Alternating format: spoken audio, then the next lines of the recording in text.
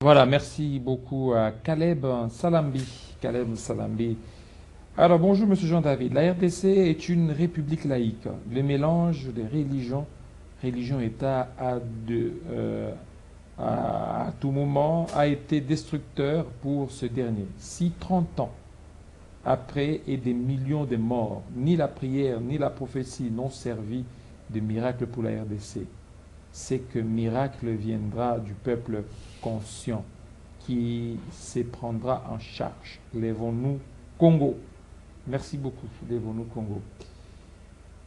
Alors, je suis avec Monsieur Johnson. Bienvenue. Merci beaucoup, Monsieur David. Bien portant, mais non. Bon, en tout cas, le pays est dans une mauvaise tournure aujourd'hui. Et c'est difficile de dire qu'on est très bien portant dans cette situation-là. Bon, la tournure, mais il faut toujours avoir un esprit positif. Ma foi reste inébranlable, mais quand il s'agit maintenant, vous avez demandé si je suis bien portant. Donc je vous Vous avez laissé mentirai. votre famille à Goma. Oui, la famille, Et toute comment la famille, tous les compagnons ça sont se à porte Goma. bien là-bas? Oui, certains se portent bien, certains sont malades, les autres, il y a eu beaucoup de connaissances dont on m'a rapporté leur disparition tragique, et dont certains même on a du mal à les enterrer parce que les conditions d'enterrement sont devenues aussi très complexes dans la ville de Goma. Donc finalement, ce sont les nouvelles affreuses qu'on reçoit du matin au soir. Encore une fois que les affrontements se poursuivent sur l'axe Calais. Calais qui est mon territoire d'origine. Donc c'est à tout moment qu'on vous appelle pour vous raconter ce qui se passe. Et donc c'est vraiment très compliqué. Voilà. Alors, aujourd'hui, on parle, et si les Congolais doivent se parler? On a vu les prélats mener un peu ces concertations aujourd'hui qui sont un peu pris de court. Hein. Le gouvernement dit le président n'a mandaté personne, on va en parler. Est-ce qu'aujourd'hui, c'est quoi la solution pour mettre fin à cette situation? Oui, Monsieur David, je tiens aussi à saisir de cette occasion matinale pour rendre mes plus grands hommages à tous ces Congolais qui sont décédés. Parce que la dernière fois que j'étais dans cette émission, c'était un lundi où Goma n'avait pas encore connu toutes ces disparitions tragiques. Donc je rends hommage à tous ces Congolais qui ont péri dans cette barbarie. Donc officiellement, on est en train de nous raconter une affaire de 3000. Mais des sources locales concordantes nous amènent à un bilan qui s'alourdit à plus de 5000. J'espère qu'avec les enquêtes... Moi, j'ai reçu, selon les sources sanitaires, là, je parlerai de 15 000. Bon, voilà. Donc, c'est vraiment un bilan très lourd, très lourd. Je précise ça. C'est un bilan très lourd. Et j'espère qu'avec les enquêtes qui sont en cours, on va en fait dégager les responsabilités. Je plaide pour la République, pour tout le Congolais, en mémoire de tous ceux qui se sont bâtis pour la dignité de ce pays, que la justice soit rendue. Aux auteurs internes, externes, des complices proches comme de loin, il faut que la justice soit rendue. Parce que ce qui s'est passé à Goma, on n'a jamais vécu ça. On n'a jamais vécu ça et Goma mérite mieux. Alors, vous avez parlé d'une question très cruciale aujourd'hui par rapport à ce qui doit se faire. Alors, moi, je vous avoue que je partage l'idée de ceux qui pensent que ça ne sert à rien aujourd'hui de négocier avec l'ennemi. Ça ne sert à rien. Ça ne sert à rien. Ce n'est pas parce que je suis un pessimiste, mais je suis plutôt optimiste. Je suis également un chercheur en peace building. Mais quand on prend les mêmes face aux mêmes causes, on a toujours le même comportement, on ne changera rien dans cette région. Beaucoup de pourparlers, beaucoup de dialogues, mais on fait toujours un cercle vicieux. Et à Goma, on est en train d'enterrer des gens. Il y a des quartiers, pour votre information, il y a des quartiers où les gens n'arrivent plus à dormir. Aujourd'hui, Goma est ressemblé comme à l'époque de la somalisation, où on ne sait plus qui a les armes. On a libéré tous les bandits qui étaient dans la prison centrale, qui sont restés dans la ville. Il y a des armes qu'on a laissées dans les rues de Goma.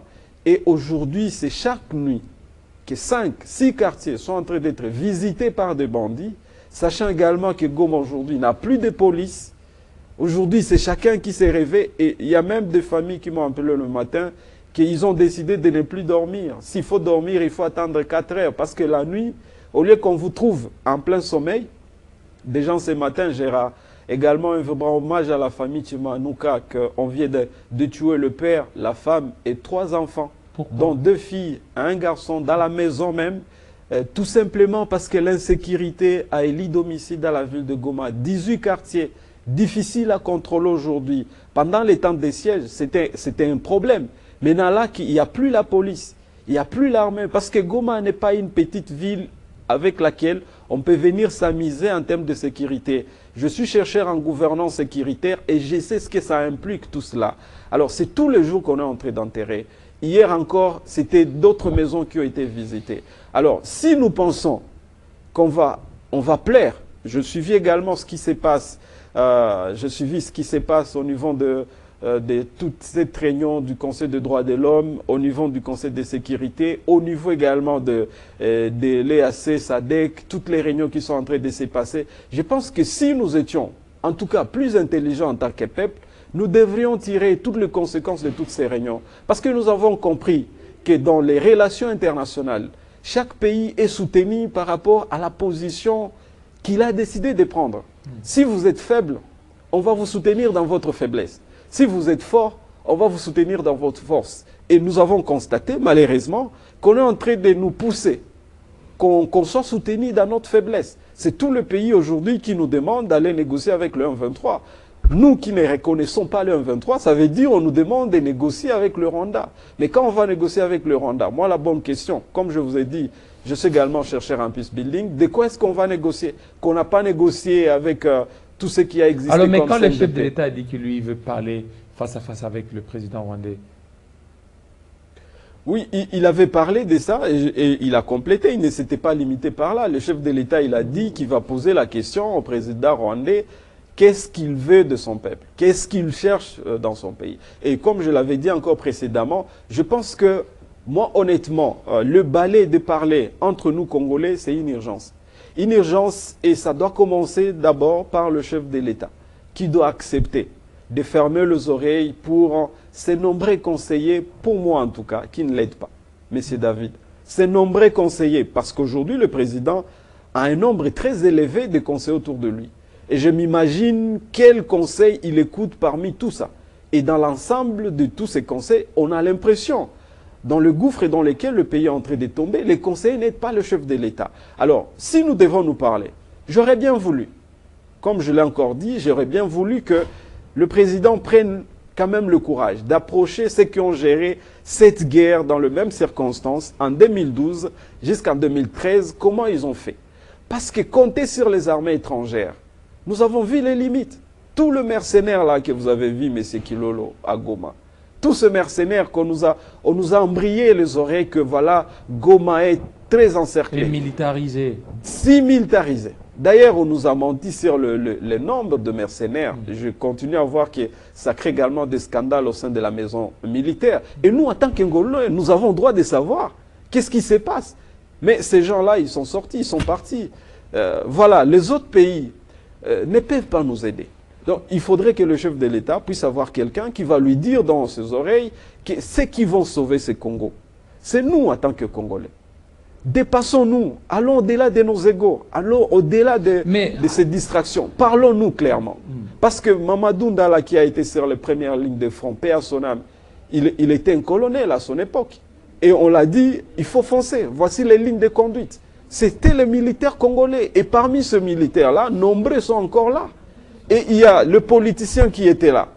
Et aujourd'hui, la guerre ne se mène pas seulement sur les lignes de front, la guerre se mène également sur la voie communicationnelle. Notre communication de guerre est par terre. Ici, en RDC. Par terre en République démocratique du Congo. Le président de la République a dit, on ne va pas négocier.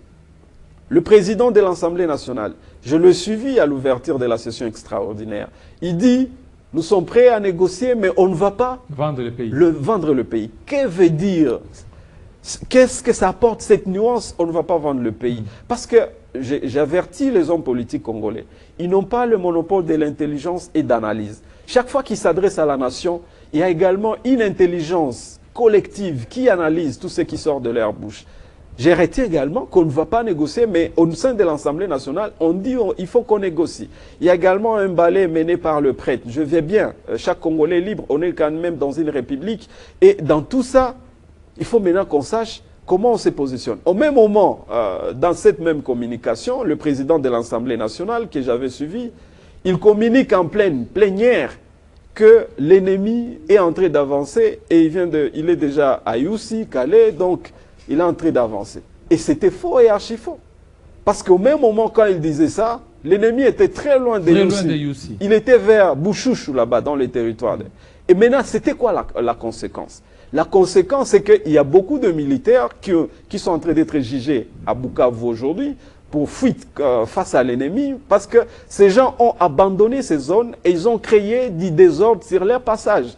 On a enregistré des morts à Kavumu par une unité spéciale de la République démocratique du Congo. Enfin, c'est une information qui a été confirmée par les sources officielles et qui ont été désarmés. Ils sont en train d'être jugés tout simplement parce qu'ils ont entendu une haute autorité du pays dire que Youssi, Calais Centre était déjà tombé.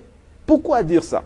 Est-ce qu'on est obligé de traumatiser le peuple? Sans plus, on t'a parlé de toutes les hérésies communicationnelles qui ont entouré la chute de Goma.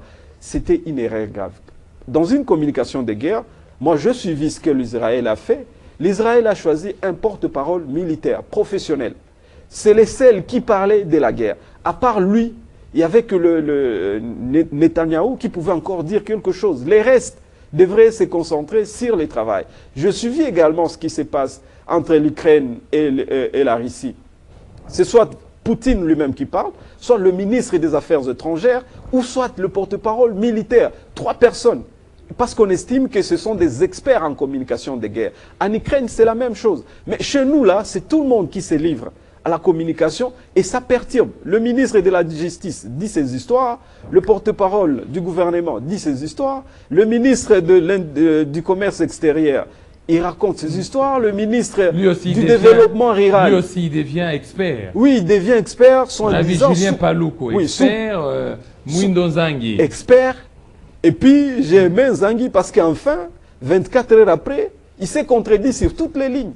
Parce qu'enfin, 24 heures après, il a dit, voilà, Goma est vraiment encerclé. Quand vous dites Goma est encerclé, à l'intérieur, il y avait encore de militaires, c'est-à-dire que vous affirmez publiquement qu'il n'y a pas moyen que ce militaire sorte. Dans une stratégie de guerre, c'est une erreur monumentale. Comment on doit réparer tout ça? D'abord, assainissons notre communication. Ça s'ajoute maintenant le volet humanitaire. Aujourd'hui, tous les camps. Tous ces camps que vous avez visités, je vis vos reportages avec son Excellence Madame la Ministre des Affaires sociales, tous ces camps, on a demandé de déplacer, de quitter, d'évacuer. Certains ont décidé de rentrer dans leur territoire et beaucoup d'autres ont envahi les écoles et les églises à Goma. Et tous ceux qui sont dans les écoles, dans les églises, n'ont pas d'assistance pour le moment. Comment ils doivent survivre? Comment ils auront quoi manger? Surtout que Goma d'abord. Même ceux qui sont restés là-bas. Les banques ne fonctionnent pas. Airtel Money, tous les systèmes mobiles, j'aimerais bien que le député, je ne sais pas s'ils suivent ce qui se passe à Goma, mais j'aimerais bien que le député, c'est ici le bureau central d'Airtel, Orange, à Frissel, qu'on pose des questions. Aujourd'hui, si vous voulez retirer 100 $ à Goma, pour retirer ça, on vous oblige de laisser 10 $. Donc 10% de votre retrait. Ça, c'est une misère incroyable dans laquelle on est en train de mettre les gens. Et ceux qui avaient l'habitude de garder leur argent en banque, ils savent qu'ils ont l'argent en banque, mais ils ne peuvent pas avoir cet argent. Il y a des gens qui sont en train de mourir à petit feu, de famine à Goma. Alors, face à tout ça, on devrait s'asseoir. Congolais, nous-mêmes. Je pense que le président de la République pouvait approcher tous ces experts qui ont abordé cette guerre. Même moi, je ne serais pas gêné. Je vais vous dire honnêtement, quand Lambert Mende, je le dis parce que c'est une personne publique, quand Lambert Mende était porte-parole du gouvernement, moi j'étais militant dans les mouvements citoyens. C'est vrai, on ne se mettait pas d'accord avec certaines choses qu'il racontait. Je vis son aveu sur Top Congo quand il a parlé comment il gérait ça. Je vais bien. Mais entre nous, Lambert Mende a fait une très bonne communication de guerre. Si on trouvait quelqu'un comme ça... Non, parce que lui c'était donc... oui, c'est ça l'avantage. C'était paramilitaire. Hein? C'est ça l'avantage. Il a fait toutes ces rébellions paramilitaires, mais nous on est en situation de guerre. C'est un expert qui doit être là pour rapporter à temps réel ce qui se passe, tout en nous mettant en confiance. La politique de guerre ne consiste pas seulement à mentir. Parce que si vous mentez à une population, vous exposez cette population. Et dans ce qui s'est passé à Goma, il y a également certaines responsabilités de cette communication où on dit tout est dégagé, vous pouvez vous promener et que les gens quittent. Ce sont les snipers qui tirent à bout portant sur eux. Parce que moi, j'ai vu des compatriotes civils qui ont été logés de bas dans la tête. Donc, je pense qu'il y a cette dimension-là. Si on arrive à comprendre que Goma est en danger, et ce danger-là, il est très sérieux. Mais c'est David, les gens sont morts à Goma. Des gens sont morts à Goma. Et curieusement, je ne sais pas pour quelle raison, je pense que la solidarité nationale, je souhaiterais bien avoir cet entretien avec Madame la ministre de la Solidarité. Je pense que la solidarité nationale devrait se voir à tout moment sur nos attitudes, sur nos comportements. Par exemple, aujourd'hui, je ne comprends pas, même si la source officielle, elle a déclaré qu'il y a eu 3000 morts, mais pourquoi on peut garder les drapeaux dans son état normal? Parce que les drapeaux devraient être en berne. Bien parce qu'on est en guerre. Pourquoi, sur la chaîne nationale, on n'arrive pas à rapporter? Parce qu'il y a des journalistes professionnels qui sont toujours là. Et là, sincèrement, je remercie Télé 50 qui fait quand même ses efforts pour dire ce qui se passe exactement à Goma. Et je demande pourquoi, au niveau de la chaîne nationale, on ne consacre pas, même une demi-journée, où on est en train de parler de Goma, ce qui se passe aux environs. Parce que le Nord Kivu, avec toutes les entités occupées, ce n'est pas seulement Goma. C'est comme ça qu'on va allumer cette flamme de la solidarité nationale. Il y a un téléspectateur. Mais quand vous passez dans certaines communes à Kinshasa, où je viens de passer une semaine, mais on a l'impression que beaucoup de gens ne connaissent même pas ce qui se passe. Ce qui se passe. Il y a un téléspectateur qui nous écrit: bonjour, notre frère, votre invité a raison sur les plans communicationnels. C'est une honte totale. Nous sommes dans une guerre de l'information. C'est un flux qui met en confusion les militaires car la communication est très importante pendant ce moment. Évitons des choses inutiles. C'est le moment que le président de la République puisse mettre les gens forts au gouvernement. Voilà. C'est pourquoi j'ai dit que, mais comment il va le mettre s'il accepte de se dépasser? C'est-à-dire, nous connaissons tout ce qu'il y a eu, voilà, IDPS, Union Sacrée, ceux qui ont crié hier PPRD et qui viennent aujourd'hui de crier, ils sont devenus plus tshisekédistes que les militants de l'IDPS. Non, il faut à un moment mettre fin à la politique d'hypocrisie. Qu'on choisisse le meilleur parmi nous, s'il vous plaît. On est en guerre parce qu'on ne peut pas dire une chose et faire son contraire. Pour moi, quand le chef de l'État va dire qu'on est en guerre, il faut qu'il lui-même adopte une attitude de guerre. Une attitude de guerre pour moi, c'est d'adopter qu'il ne va plus écouter ces discours-là qui ont que l'intention de caresser ses oreilles, mais il peut dire, taisez-vous, on prend le meilleur d'entre nous, on le met sur les lignes droites. Et mettre maintenant certaines personnes qui ont menti sérieusement à la République. Parce que vous avez même suivi, moi je me suis même posé la question, vous-même vous avez suivi l'adresse du chef de l'État à la nation. Il a été catégorique, il a dit que la riposte sera rigoureuse. Mais entre nous, qu'est-ce que le ministre de la Défense est venu faire dans son adresse? Parce que moi je n'ai pas suivi ce qu'il voulait dire dans cette communication-là, qui a semblé déclarer la guerre. Oh, il n'avait pas compétence de déclarer la guerre dans cette communication. Mais harmonisons. Une communication un peu plagiée. Bon, on s'est rendu compte de tout ça. Et puis encore, il a dit que c'était une erreur de n'avoir pas cité l'auteur. Mais enfin, les Congolais, génies qu'ils sont, ils ont trouvé que ce n'est pas seulement l'auteur. Il y a eu beaucoup d'autres plagiats. Pour moi, ce n'est pas un problème. On peut toujours prendre quelques paragraphes. Mais le plus important ici, c'était l'opportunité de ces discours. Quand le chef a dit, vous venez compléter, pour changer quoi? Ça change quoi dans les narratifs? Donc, je pense qu'il faut d'abord qu'on arrive, et il y a encore une urgence. Il faut qu'on arrive à organiser cette communication. Et ceux qui ne sont pas à mesure, ils peuvent s'asseoir parce que c'est le pays qui est en train d'être ridiculisé. Je suis en train de voir comment d'autres compatriotes, des Camerounais, des Ivoiriens, des Sénégalais sont en train de parler aux Congolais qu'il faut que nous apprenions à nous prendre en charge. Mettons fin à toutes ces hypocrisies internationales et régionales, sachant que nous sommes en situation de guerre. Et quand on est en situation de guerre, il y a toujours un appel qui est fait. Charles de Gaulle l'a fait. Est-ce que les sommets vont résoudre les problèmes? Les différents sommets, sommet CEAC, sommet SADC, EAC, sommet de l'Union africaine, tous ces sommets-là. Alors, c'est vrai, dans une émission comme ça, un invité n'est pas autorisé de poser la question, mais on se poserait la question, est-ce que c'est dans un sommet qu'on a décidé que Bunagana tombe? La réponse est non. Est-ce que c'est dans un sommet qu'on a décidé que Goma tombe? La réponse est non. Parce que la vérité, c'est qu'un sommet ne va pas nous aider. Ils peuvent être là pour qu'on se rappelle ce qui se passe. D'ailleurs, parfois, ceux qu'ils connaissent peut-être mieux que nous, mais le sommet ne va pas tout résoudre. On ne refuse pas le balai diplomatique pour qu'on continue à parler. C'est pas mal. Mais il y a un front intéressant. Et le front là, il est de travailler sur nous-mêmes. Moi, je viens de vous dire, déjà beaucoup de gens à Kinshasa ne savent pas ce qui se passe. Ne savent pas. Parce qu'il y a un travail de fond qui ne se fait pas. Les gens sont restés dans l'air lix. Il faut crier seulement embouteillage. Il faut crier, et pourtant le pays est à feu. Pourquoi aujourd'hui, comme je l'ai dit, les chaînes nationales n'arrivent pas à prendre tout un programme spécial pour réveiller le peuple? Parce qu'à l'époque de Mouzé, nous étions des enfants, mais nous avions vu c'était quoi le rôle de médias dans une situation de guerre.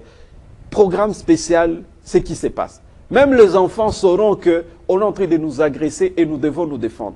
Il fallait qu'on arrive dans les grandes villes, dans les grandes agglomérations. Vous voyez ce qui se passe à Bukavu, c'est scandaleux.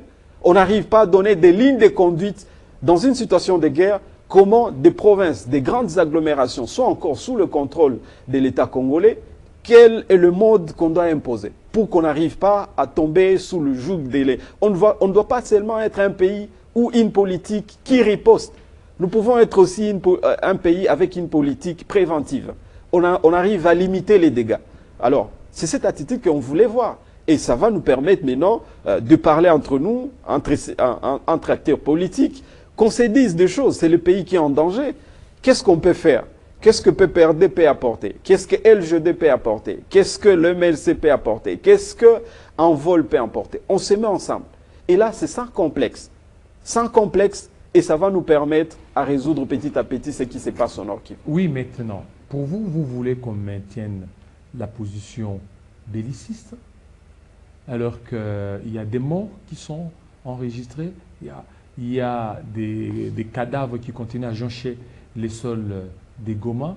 Si vous ne voyez pas qu'il faut un peu mettre fin à ça, que les gens se mettent autour d'une table, appeler Nanga, appeler les autres, qu'ils disent, qu'ils parlent, qu'ils expriment leurs revendications, afin de trouver une solution à ça. Entre-temps, continuer à équiper notre armée.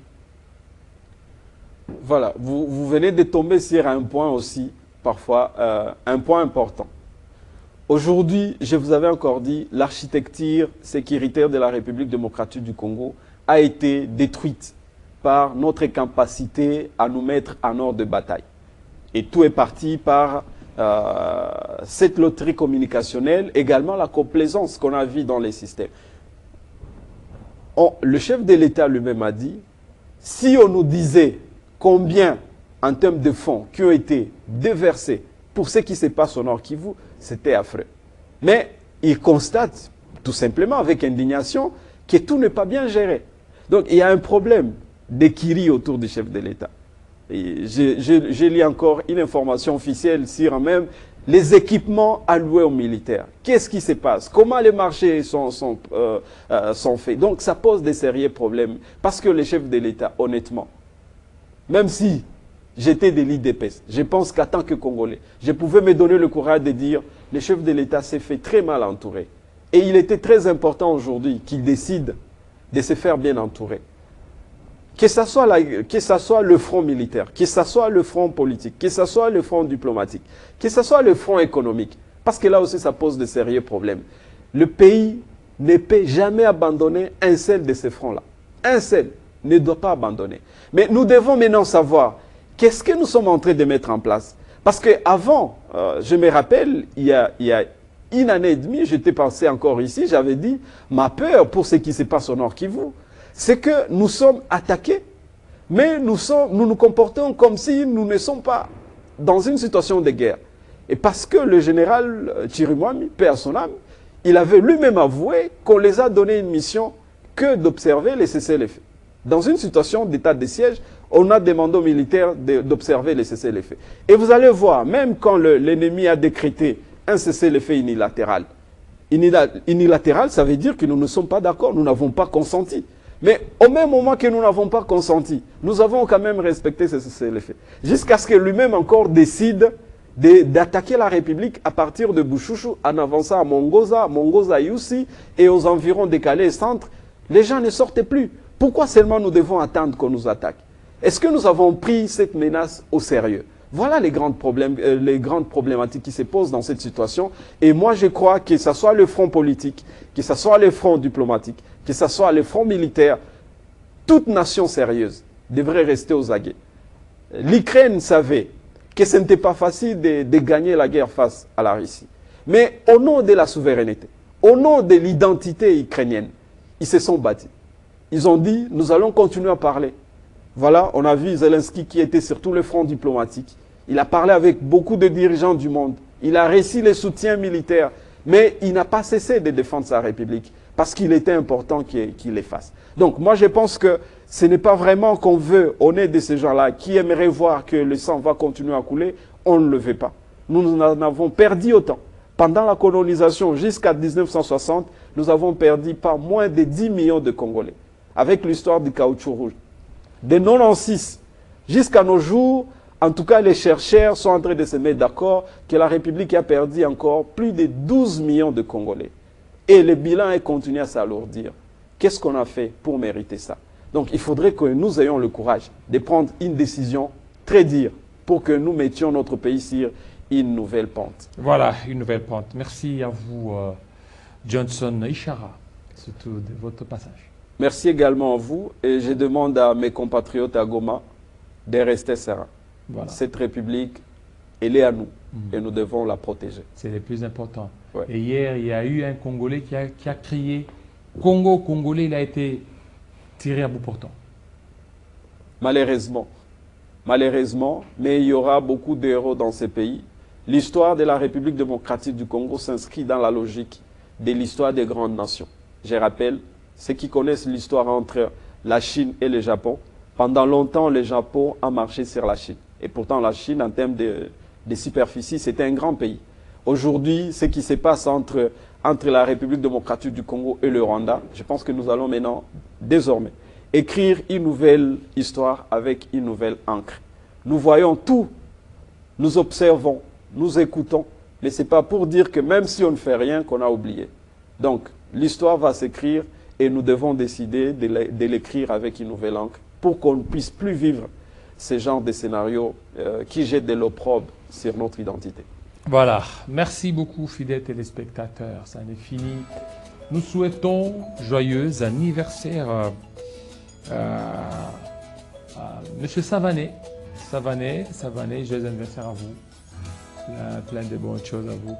Voilà, fidèles téléspectateurs, restez branchés sur Télé 50. On se retrouve ce soir à Kinshasa Direct. Portez-vous très bien. À très bientôt.